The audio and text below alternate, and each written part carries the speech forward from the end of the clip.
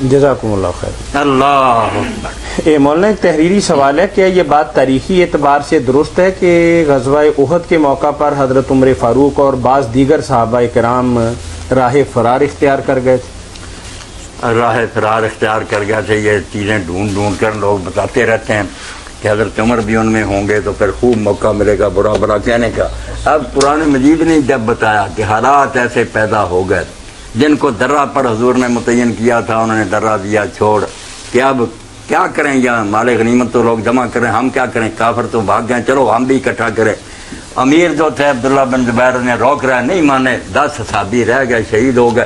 اب حالات ایسے ہو گئے کہ دشمن نے پیچھے سے آ کر اچانک حملہ کیا، یہ بے فکر مال سمیٹ رہے تھے کہ کافر تو چلے گا، جب اچانک تلواریں پڑی، ہوش دو یہ باتیں کرتے ہیں، وہ جو تھوڑے سے رہ گئے تھے نا، ان میں سے ایک نے بھی نہیں رہنا تھا، یہ جو کہتے ہیں بھاگ گئے تھے، اعتراض کر رہے ہیں، اگر یہ وہاں ہوتے نا تو پاکستان آ کر ہی ٹھہرتے، اعتراض کرنا ہی آسان ہوتا۔ تو باقی جن کے بھاگنے کا ثبوت ہے نا، ان میں سے حضرت عثمان رضی ان کا ٹھیک ہے، حضرت عمر فاروق رضی ان کے دوسرے کیوں کہ وہ کہتے ہیں سب سے پہلے میں لوٹا، یہ ساری تاریخی روایتیں ہیں بے بنیاد۔ حضرت عثمان رضی ان کا صحیح بخاری میں، اور جب یہ اعتراض کیا بھی اسی پر ختم انشاءاللہ ہو جائے گا کہ ایک مصری آیا، اس زمانے میں گروہ تو بن گئے تھے، کچھ حضرت عثمان رضی کے مخالف تھے، کچھ کوئی تھے، تو حرم کعبہ میں حضرت عبداللہ ابن عمر رضی اللہ تعالیٰ عنہما ایک مجمع میں بیٹھے تھے، لوگ ارد گرد بیٹھے تھے، سردار سے وہ عالم تھے، تو اس مصری نے پوچھا کہ یہ کون ہے؟ انہوں نے کہا یہ عبداللہ ابن عمر ہیں، قریش کے سردار ہیں۔ وہ آ گیا، اس نے کہا عبداللہ اس عمارت کے رب کی قسم ہے، خانے کعبہ بتا کیا حضرت عثمان رضی اللہ واقعی جنگ بدر میں غیر حاضر نہیں تھے؟ وہ نہیں گئے حضور کے ساتھ جنگ؟ انہوں نے کہا بالکل ٹھیک۔ اس نے کہا اللہ اکبر۔ پھر اس نے پوچھا کہ کیا یہ صحیح ہے کہ وہ جنگ احد میں دوڑ گئے تھے؟ انہوں نے کہا ہاں دوڑ گئے۔ اللہ اکبر۔ تیسرا پوچھا کہ یہ بھی ٹھیک ہے کہ وہ بیعت رضوان کے وقت صلح حدیبیہ کے موجود نہیں تھے؟ انہوں نے کہا یہ بھی ٹھیک۔ اللہ اکبر۔ انہوں نے کہا اب ٹھیک ہے تیری باتیں میں نے سن لی اور تجھے بتا دیا کہ ٹھیک۔ اب ان کا جواب بھی سنتا جا تاکہ مصر والوں کو بتا دے کہ اصل معاملہ یہ۔ اللہ اکبر تو نے کہہ دیا بڑی خوشی سے۔ فرمایا بدر میں اگر وہ نہیں گئے تو اس میں عیب ہے کوئی ان کا؟ یہ تو فضیلت ہے۔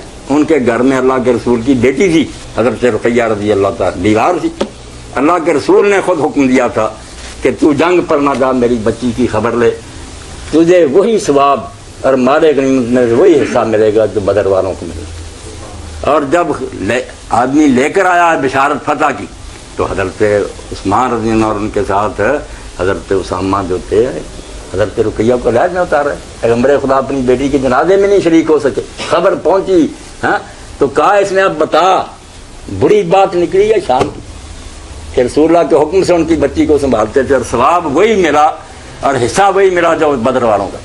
ہو گئی تسلی۔ دوسرا پوچھا کہ تو نے کہا وہ سے دوڑ گئے، ٹھیک ہے دوڑ گئے، مگر قرآن نہیں پڑھا، آل عمران میں اترا نہیں کہ جو لوگ بھاگ گئے تھے اللہ نے ان کو معاف کر دیا۔ اب اللہ نے معاف کر دیا تم نہیں معاف کرو، شرمندہ ہوا۔ اور تیسرا یہ کہا کہ جو تم کہتے ہو وہ صلح حدیبیہ میں نہیں تھی، وہ بیوقوف، یہ تو ان کی شان ہے۔ حدیبیہ کے موقع پر جب اللہ کے رسول علیہ السلام نے کہا حضرت عمر رضی اللہ جیسے جری آدمی سے کہ مکہ جاؤ ان کو سمجھاؤ کہ ہم لڑنے کے لیے نہیں آئے، عمرہ کے لیے آئے، احرام باندھے ہوئے، قربانی کے جانور ہمارے ساتھ ہیں، ہمیں کعبہ کی زیارت کرنے دو۔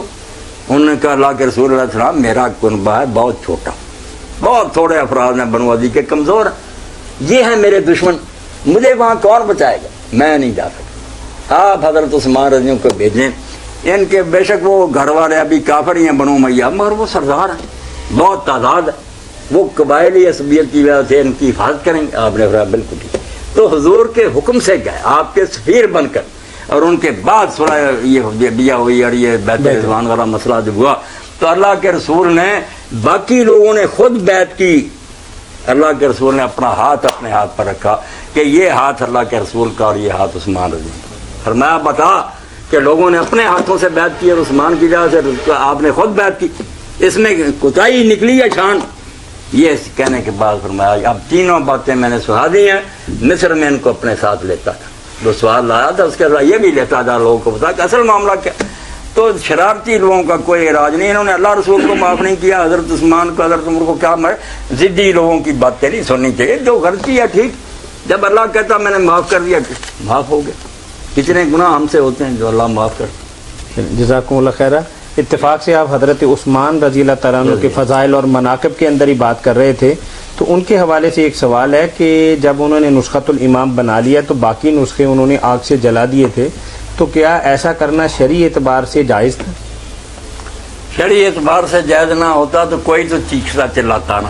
اتنے صحابہ کرام تھے، خدا حضرت علی علیہ السلام تھے اور لوگ تھے، کوئی دعائی دیتے کہ عثمان کیا کر رہے ہو تم، ہم آپ کے خلاف ہوتے نہیں. سب نے اس کو منظور کیا. وجہ اس کی کیا تھی کہ لوگ جب حضور کے سامنے قرآن شریف پڑھتے تھے یا اس کو لکھتے تھے، اس میں وہ بین السطور اس کی تشریح بھی لکھتے جاتے تھے. مسئلہ اصل میں یہ تھا کہ حضور سے جو تفسیر سنتے تھے نا، پڑھا حافظوا علی الصلوات والصلاۃ الوسطی، تو ساتھ ہی لکھ دیتے تھے صلاۃ العصر.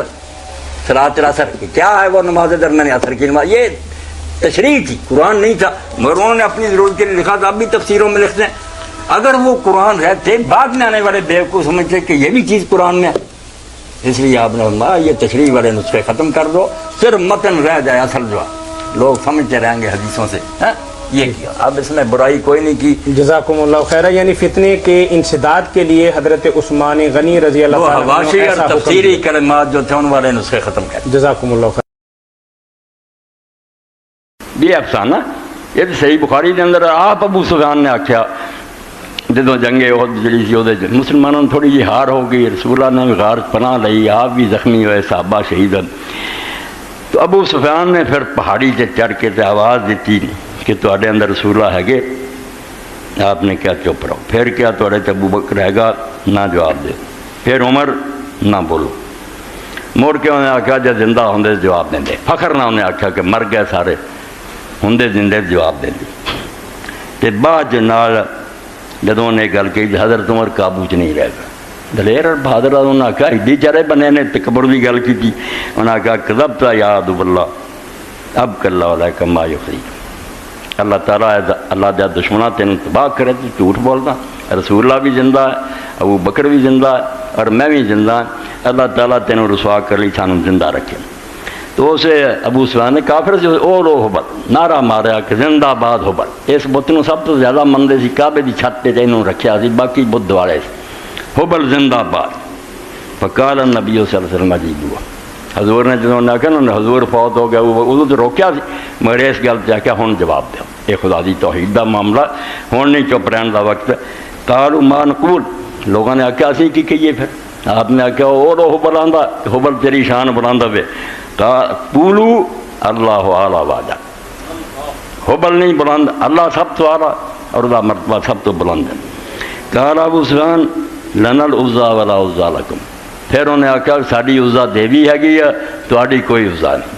یہ طائف کی طرف مندر سی، بہت بڑا کعبے کی طرح سی، اونٹاں دیاں قطاراں تے گائیاں بکریاں جویں حجی کھڑدے سی مکے اداں جاندے سی. اتنے جانور قربان ہوندے، سب چڑھاوے زیادہ عزا دے ہوندے سی. اور وہ بڑے مہنت سی، بڑے وہ کمرے سی جتنے نظراں نیازاں جمع ہوندیاں سی. کہنے لگا ساری عزا ہے گی ہے، تہاڈی مسلمانوں کی کوئی عزا نہیں.